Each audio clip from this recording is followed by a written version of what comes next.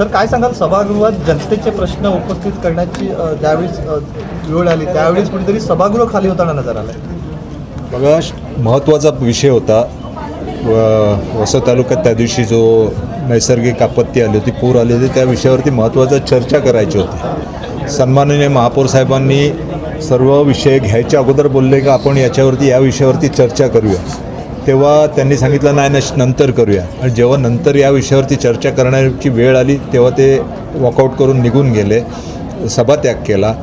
सभात्याग करण्याचा विषय पण काय तर पाण्याचे दर, जे आमचे पण सदस्य सांगत होते का पाण्याचे दर कमी करा. आमचे बरेच सदस्य पाण्याच्याबद्दल बोलले इकडे दर कमी व्हायला पाहिजे, दर कमी व्हायला. पण हा जो दर वाढला होता तो कधीचा आहे? 2025 जानेवारीमध्ये हा प्रशासकीय कालावधीमध्ये हा ठराव झालेला.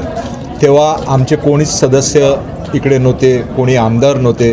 तिन्ही आमदार यांच्या पक्षाचे होते, कमिशनर यांचे ऐकणार होते. तेव्हा कमिशनर कोणाचा ऐकून निर्णय घेत होते? तेव्हा का नाही तुम्ही हा ठरावाला विरोध केला? आज ठराव झाला, इम्प्लिमेंट झाल्यानंतर तेव्हा आता आम्ही जो निर्णय घेतला की हा शासनाकडे आम्ही पाठवतो, विखंडित करून घेतो आणि आपल्याला जुन्या रेटनीच आपल्याला पाणी द्यायचं लोकांना. तर हे नुसतंच वेगळा काहीतरी विषय घेऊन इकडे गदारोळ केला आणि मूळ विषयाला बगल दिलेले आहे. तर हा विषय आम्ही आता शासनाकडे पाठवतो आहे विखंडित करण्यासाठी. यांचे 3 आमदार आहेत तालुक्यामध्ये, त्यांनी त्याच्यासाठी पण प्रयत्न करावे आणि हा ठराव विखंडित करून आणावा आणि आपल्या इकडच्या नागरिकांना दिलासा द्यावा.